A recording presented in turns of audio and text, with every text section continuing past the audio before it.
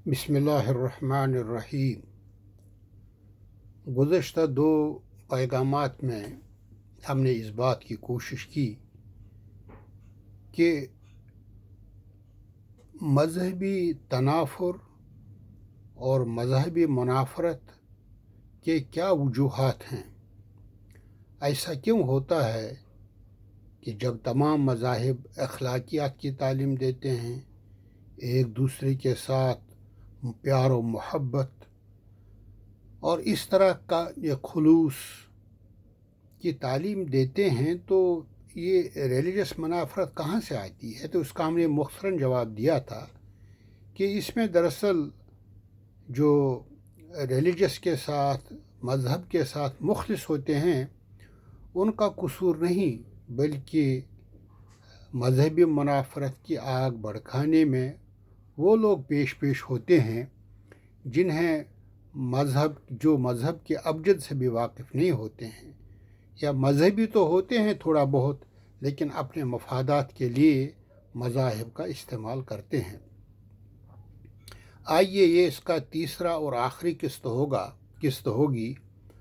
इसमें हम उन इल्ज़ामात का जवाब देने की कोशिश करेंगे जो हमारे बरादरान वतन, जिनको हम पंडित कहते हैं, पंडित बरादरी ने कश्मीरी रियासत जम्मू कश्मीर के मुसलमानों पर इल्ज़ाम लगाया है कि इन्होंने उनको अपने वतन से बेवतन किया और यहाँ से भगाने पर मजबूर किया, जिससे हम हिजरत कहते हैं। दूसरा इल्ज़ाम उनकी जानिब से ये सामने आया है कि उनके जो माबद खाने, जिनको हम मंदिर कहते हैं, टेम्पल्स हैं, उनको मिस्मार किया गया। और तीसरा जो इंतहाई घिनौना इल्ज़ाम कश्मीरी मुसलमानों पर लगाया गया वो ये था कि पंडित बरादरी से जो हमारी बहनें हैं उनके साथ ज़्यादतियाँ की गई। क्योंकि अगर मैं इसका मुख्तसरन जवाब देना चाहूँ तो ये कहूँगा इसकी कोई हकीकत नहीं है, बल्कि ये एक ये जो है ये घिनौने किस्म के सवालात हैं और इनकी कोई न हकीकत है, ना ही पंडित बरादरी को मुसलमानों ने रियासत जम्मू कश्मीर से भगाया, न किसी बहन की आबरूरेज़ी की और न ही मंदिरों को घिराया। लेकिन आप कहेंगे भाई ये तो ऐसी बात, इसकी क्या हकीकत है, और ये बातें जो हैं कोई भी कह सकता है, इसकी हकीकत क्या है। मैं ज़रा तफसील के साथ इन सवालात का जवाब देने की कोशिश करूँगा। सबसे पहले हम ये देखने की कोशिश करेंगे कि जो पंडित बरादरी है, मैं उनको हिंदू नहीं कहता हूँ, वो पंडित हैं। हिंदू तो इंडिया के रहने वाले हैं जिन्होंने इन सवालात, इन इल्ज़ामात को क्रिएट किया है ऑन बिहाफ पंडित बरादरी ऑफ कश्मीर।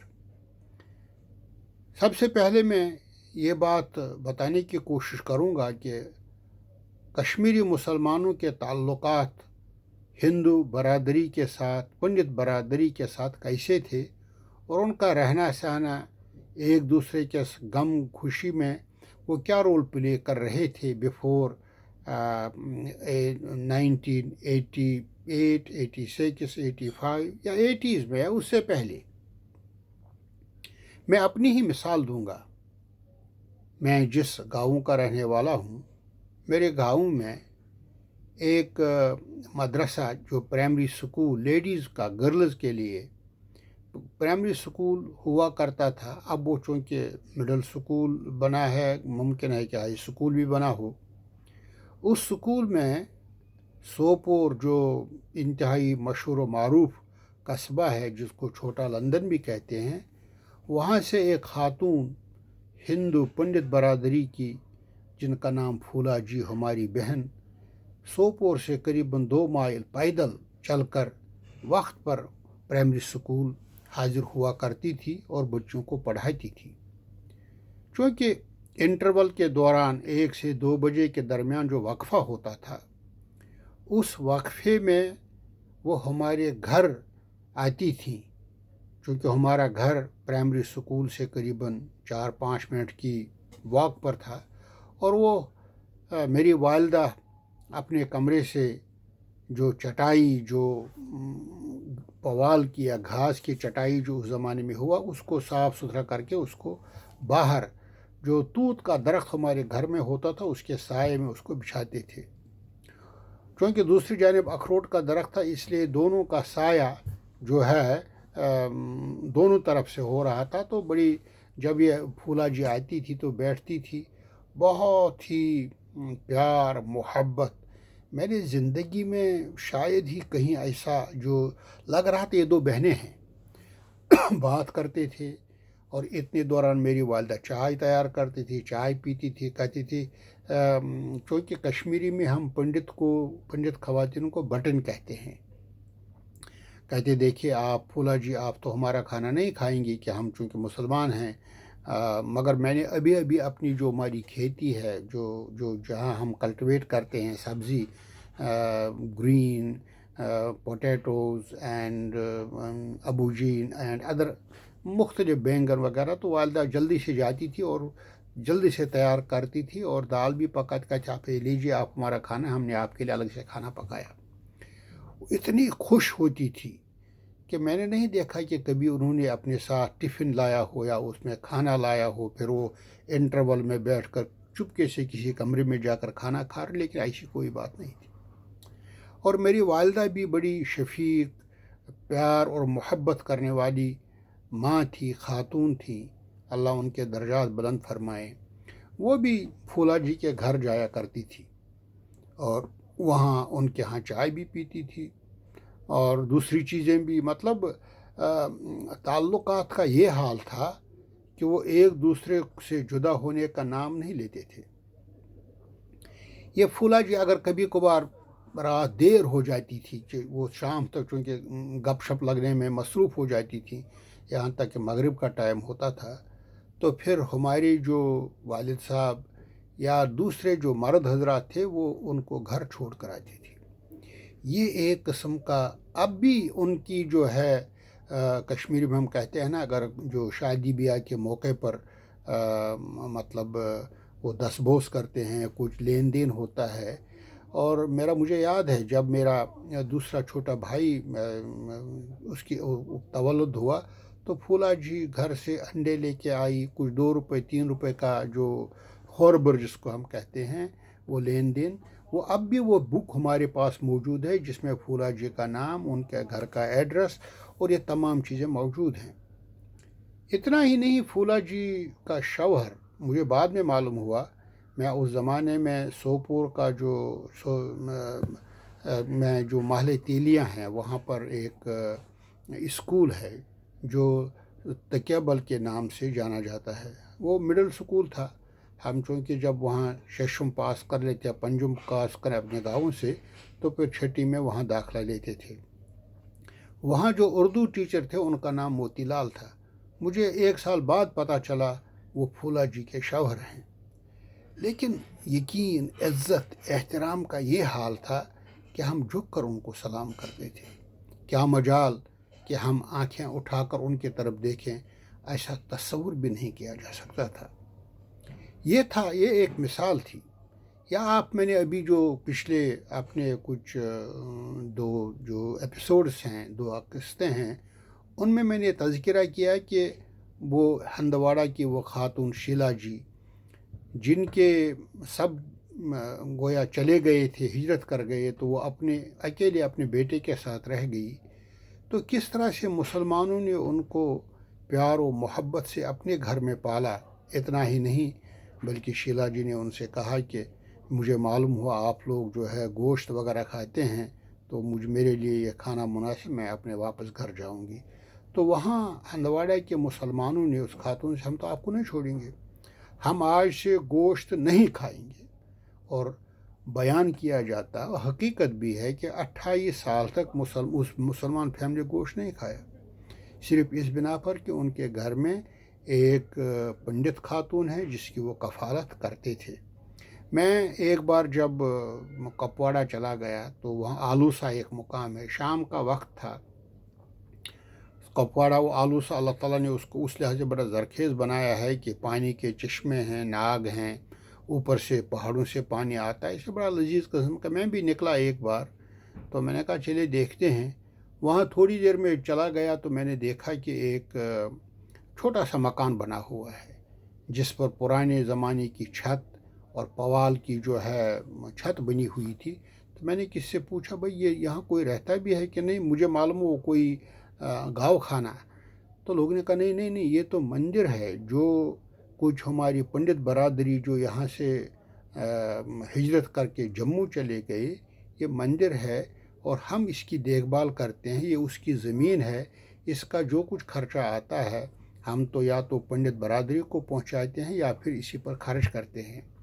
اور وہ مندر میں نے ٹھیک ہے بوسیدہ ہوا ہے، ظاہر بات ہے جس مکان میں مکی نہ ہوں، جو مکان آباد نہ ہو، وہ کھنڈر اور ویرانی کا ہی جو ہے ایک نقشہ پیش کرتا ہے۔ یہ ایک چیز جو ہمارے بہرحال کشمیر میں رہی ہے، اور اب بھی اس پیار محبت میں کسی قسم کی کمی نہیں آئی۔ اور میں نے جو واقعہ بیان کیا ہے یہ میرا اپنا ذاتی ہے، یہ حقیقت ہے۔ لیکن ایک چیز یہ ہے کہ کشمیر میں جو میں یہ تو our thought have been divided. We had oneness in Kashmiri culture irrespective of religious diversity. ریلیجنوں کا اختلاف اپنی جگہ ہیں، مذہبی اختلافات ہیں، ہندو مذہب اپنی طریقے سے عبادت کرتے ہیں، مسلمان اپنے طریقے سے عبادت کرتے ہیں، سکھ، بودھ، اس طرح سے جتنے مذاہب کے لوگ ہیں وہ اپنی اپنی حیثیت سے اپنے معبود، اپنے بھگوان، اپنے رب کی عبادت کرتے ہیں۔ لیکن ریاست جموں و کشمیر میں نے زندگی میں یہ کبھی نہیں دیکھا کہ کسی مسلمان نے کسی ہندو سے چھیڑا ہو، یا یہ کہا جائے کسی ہندو نے کسی مسلمان کو قتل کیا ہو، یا کسی مسلمان نے کسی جو پنڈت خاتون کی عصمت دری کی ہو۔ ایسی کوئی حقیقت نہیں ہے۔ ہو سکتا ہے کہیں اکا دکا واقعہ ہو، وہ الگ بات ہے، مگر بحیثیت مجموعی کشمیریوں اور کشمیری مسلمانوں اور پنڈتوں کے درمیان جو پیار، جو محبت، جو اخوت اور مروت اور ایک دوسرے کے ساتھ خوشی غمی میں پیش آنا، اس کی مثال میرے خیال میں خود ہندوستان کے ان ریاستوں میں بھی نہیں ہے جہاں دلتوں کو صرف اس بنا پر قتل کیا جاتا ہے کہ انہوں نے کسی کنویں سے پانی پیا ہے، یا انہوں نے کسی برہمن کی جو ہے گاڑی کو ہاتھ سے چھوا۔ یہ مثالیں اب دیکھیے، ہم نے بات کی کہ 1947 میں جو کچھ ہوا، لیکن اس وقت بھی ریاست جموں و کشمیر میں کسی کی نہ گردن کاٹی گئی، نہ کسی کو مارا گیا، یہاں تک کہ گاندھی اور نہرو نے کہا کہ اس سرزمین سے ہمیں بہت پیار و محبت ہے، ملینوں یہاں سے مائیگریٹ ہوئے، ملینوں کو تہتے کیا گیا، لیکن ریاست جموں و کشمیر میں ہمیں ایک اعلیٰ قسم کی جو مثال نظر آتی ہے، ہم اس کو دنیا بھر میں ایک مثال کی حیثیت سے پیش کریں گے۔ اب دیکھیے 1989 میں ریاست جموں و کشمیر میں جموں کشمیر لبریشن فرنٹ نے اپنی ایک تحریک کا آغاز کیا 2 بم دھماکوں سے، اور تصور یہ تھا کہ وہ گویا ہندوستان کے خلاف اعلان بغاوت تھا، اور ظاہر بات ہے ریاست جموں و کشمیر ہندوستان کا نہ کبھی حصہ رہا ہے اور انشاءاللہ نہ کبھی رہے گا، مگر یہ ہے کہ انہوں نے اپنی تحریک کا جو آغاز کیا، اس کے بعد ایک سول نافرمانی پورے ریاست میں خود تھا وہاں پر، میں نے خود دیکھا، اور جو سچویشن، جو صورتحال پیدا ہوئی، اس کے بعد سے ایک مطلب جس تحریک کے نتیجے میں ہندوؤں کو بھاگنا پڑا۔ لیکن حقیقت یہ ہے یہ تحریک نہ ہندوؤں کے خلاف تھی، نہ سکھوں کے خلاف تھی، نہ بودھ کے خلاف تھی، نہ کسی اور کے خلاف تھی، یہ مذہبی تحریک نہیں تھی، بلکہ یہ تحریک مسلمانوں اور ہندوؤں، سکھوں دونوں کی جو حقوق کی جدوجہد تھی۔ ٹھیک ہے، جب گن آتا ہے اس میں نظر نہیں آتا کون ہندو ہے، کون سکھ ہے، کون کیا ہے۔ اور اس زمانے میں یہ بھی کہا جاتا ہے مسلمانوں نے مساجد سے اعلان کیا کہ یہ جو پنڈت کمیونٹی ہے ان کو یہاں سے چلے جانا چاہیے۔ لیکن ہاں، ایک دو جگہ ایسا ہوا کہیں ریموٹ ایریا میں، لیکن ریاست جموں و کشمیر میں نے کہیں بھی نہیں سنا کہ مساجد سے کوئی ایسی آواز اٹھائی گئی ہو کہ جہاں پر مسلمانوں ہندوؤں کو کہا گیا ہو یا پنڈتوں کو کہا گیا ہو کہ وہاں سے بھاگ جائیں۔ البتہ جب ہندو وہاں سے ہجرت کرنے لگے، وہاں سے چلے جانے لگے، مسلمان آگے آئے۔ حبیب اللہ جو وجاہت حبیب اللہ ڈپٹی میرے خیال میں ہائی کمشنر تھے، کچھ اس طرح کا ڈپٹی وہ جو ہوتا ہے نا کچھ تھے، وہ سپرنٹینڈنٹ تھے کیا بلا تھے، بہرحال لوگ ان کے پاس گئے، مسلمان ان کے پاس گئے، ان سے کہا بھائی یہ ہندو ان کو کیا ہو گیا، پنڈتوں کو ان کو کس نے نکالا، یہ ہمارے ساتھ رہیں، جب ان کو کوئی کچھ چھیڑے گا نکالے گا ہم سینہ سپر ہو کر ان کا مقابلہ کریں گے۔ اور مجھے خود یاد ہے بارہمولہ میں کس طرح سے رات 12 بجے 1 بجے اندھیری رات میں جو ہے پنڈت کمیونٹی کو یہاں سے نکالا گیا۔ اور اس کی بنیادی وجہ مسلمانوں کا اعلان بغاوت نہیں تھا ہندوستان کے خلاف، بلکہ یہ اس وقت کے جو گورنر تھے جموں و کشمیر کے جگ موہن کی ایک چال تھی، اور انہوں نے لوگوں کو بتایا کہ پنڈت برادری سے بڑا التماس کیا، اگر آپ آج چلے جاتے ہیں یہ اکھنڈ بھارت کا ایک بہت بڑا ثبوت ہوگا، اگر آپ چاہتے ہیں یہاں سے چلے جائیں گے یہ بھارت ماتا کے لیے بہت کچھ ہوگا۔ تو اس کے علاوہ یہ کہ آج اگر آپ نکل جاتے ہیں تو ہمیں ان مسلمانوں کے ساتھ نمٹنے کا موقع مل جائے گا، اور جب ہم ان کو نیست و نابود کریں گے پھر تم واپس وطن آ جانا۔ یہ ایک ورگلانے کا، بہلانے کا، ان کو وہاں سے بھگانے کا ایک طریقہ تھا۔ اور ورنہ مسلمان نے نہ کسی ہندو کو بھگایا، نہ کسی سکھ کو بھگایا، نہ کسی خاتون سے کسی قسم کی عصمت دری کی۔ میں نے آپ کو بتا دیا کہ ظاہر بات ہے میری ماں روز مجھ سے کہا کرتی ان کی عزت کیا کرو، یہ ہماری بھائی بندے ہیں۔ ٹھیک ہے ان کا معبود الگ ہے، ان کا جو کچھ ہے، لیکن ہیں تو انسان ہیں، ہم ان سے کیوں لڑیں بھڑیں۔ اور ہمارے کشمیر میں یہ مثل عام تھی کہ اگر کوئی کسی کو میں نے جو زندگی کشمیر میں گزاری ہے، میں نے اپنی زندگی میں یہ نہیں دیکھا کسی نے کسی کو خواہ میں ناحق میں قتل کیا ہو۔ اگر کہیں ایسا ہوتا تھا تو پوری ریاست پر لرزہ طاری ہوئی، یہ کیا ہوا، یہ کیا ہو رہا ہے، یہ کس نے کیا ہے۔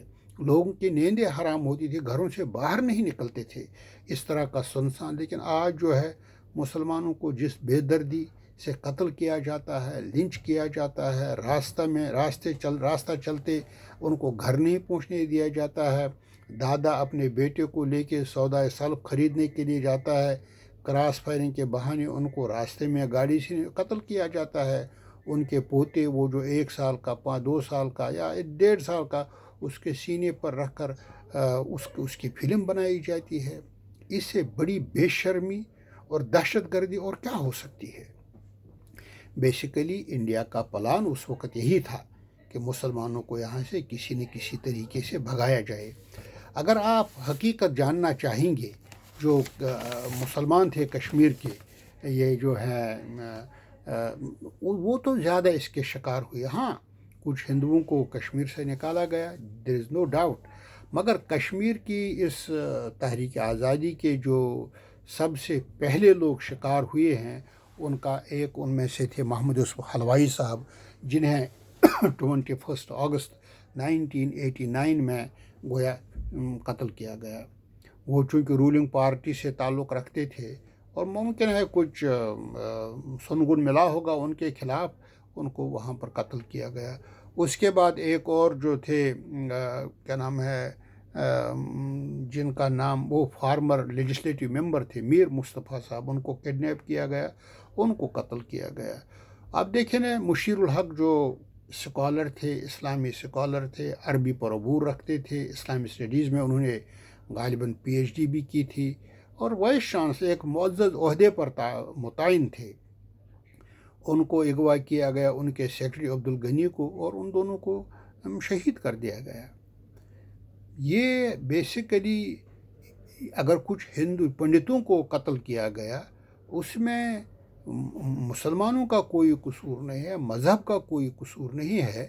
اس طرح سے ایک دو ہندو جیسے لسکول جو دوردرشن پر کا ٹی وی چلاتے تھے، اس کے ڈائریکٹر تھے، ان کو قتل کیا گیا۔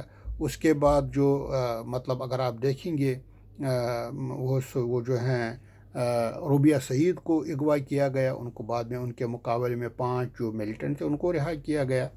اس طرح سے وہ نیل کانٹھ گنجو جو جج تھے جنہوں نے مقبول بٹ کی پھانسی پر کے اوپر کاغذات پر دستخط کیے تھے، ان کو قتل کیا گیا۔ اگر آپ ذرا گہرائی سے دیکھیں گے، اس کی کوئی مذہبی بنیاد نہیں ہے، یہ سب ریلیجس ایشوز تھے، یہ سب پولیٹیکل ایشوز، پولیٹیکل اسیسینیشن۔ میں ان کے ذاتی طور میں خلاف ہوں ان کے، چونکہ میرا مذہب یہ نہیں کہتا ہے کہ تم کسی کو ناجائز ناحق بے حق قتل کرو۔ اسلام تو میرا مذہب یہ سکھاتا ہے کہ اگر کوئی کبھی کوئی گالی دے، اس سے درگزر سے کام لے، فغفر لہا۔ قرآن میں، حدیث میں عفو و درگزر جو ہے کی تعلیم دی گئی ہے۔ ہمارا مذہب یہ نہیں سکھاتا ہے کہ خواہ کسی کو ستایا جائے کہ جو ہماری پنڈت برادری تھی، یہ ہمارے جو ان کا بزنس مسلمانوں ہی کے ذریعے چلتا تھا۔ ان کی بڑی دکانیں تھیں، لوگ آتے تھے، مال خریدتے تھے ان سے، اور بڑی عزت اور احترام کے ساتھ ان کا نام بھی لیا جاتا تھا۔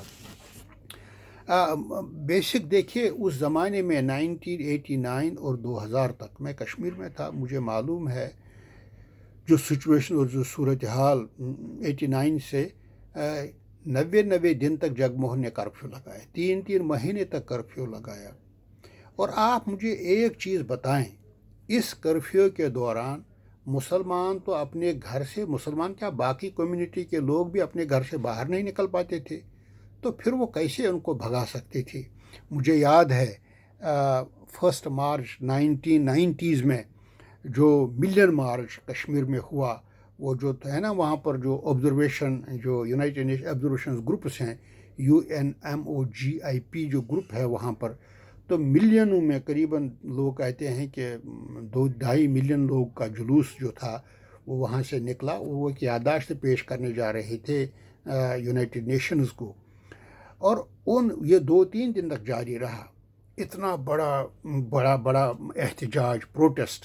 اس دوران ہندو وہاں پنڈت برادری وہاں رہتی تھی، لیکن کیا کوئی مجھے پنڈت یہ بتائے گا اس دوران مسلمانوں نے یا اس جلسے میں جو لوگ تھے، اس پروٹیسٹ میں کسی نے کسی سے چھیڑا ہو، کسی کی دکان لوٹی ہو، کسی کا مکان جلایا ہو، کسی کا گھر ریخت کیا ہو، کسی کو اغوا کیا ہو؟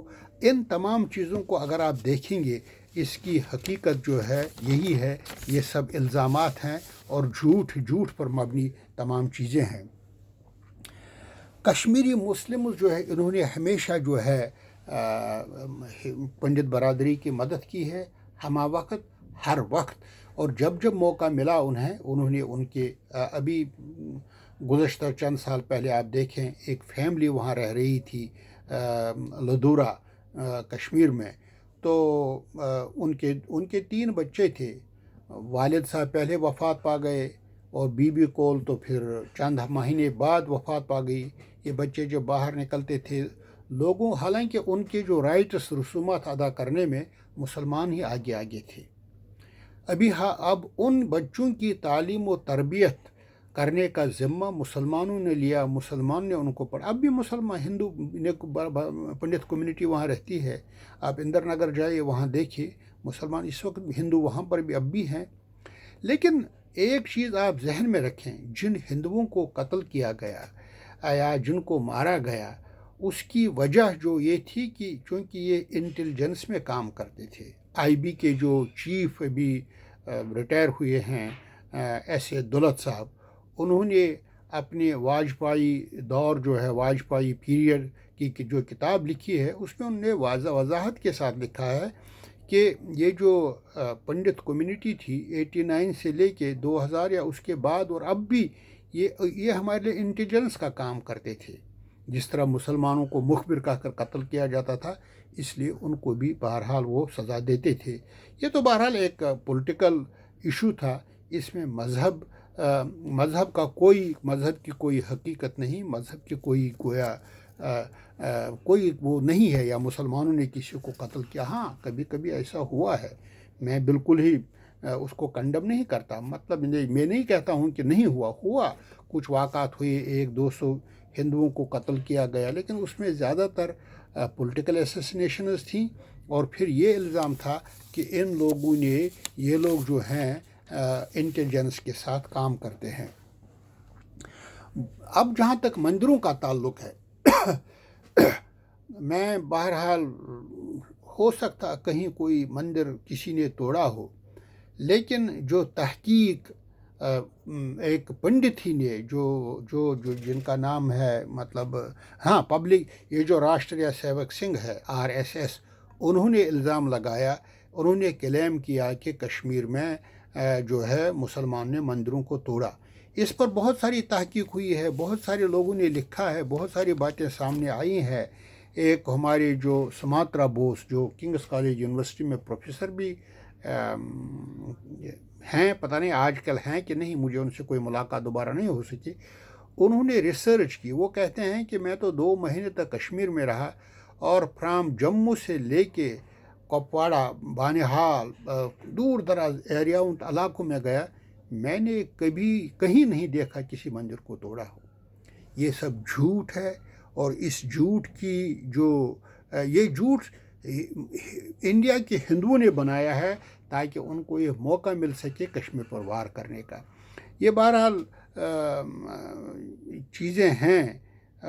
اب دیکھیے نا، مرڈر ٹکا لال ٹپلو جو ہے پریزیڈنٹ آف جو بھارتیہ جنتا پارٹی، 14 ستمبر 1989 کو ان کو قتل کیا گیا.